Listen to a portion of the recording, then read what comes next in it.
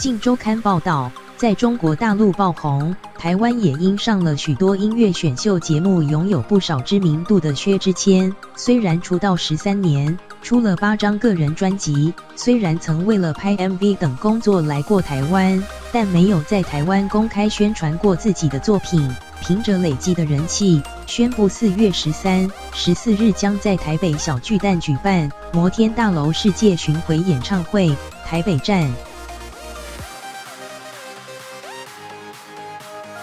薛之谦2016年以演员一曲在台湾引起不少注目，成为 KTV 歌。2017年的专辑《Do the Crossing》也受不少好评，而他现身《谁是大歌神》等节目不计形象搞笑，更让他成功跨足综艺领域。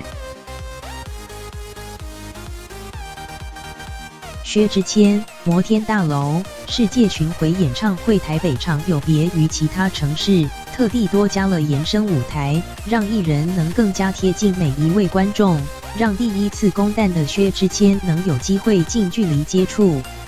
延伸阅读。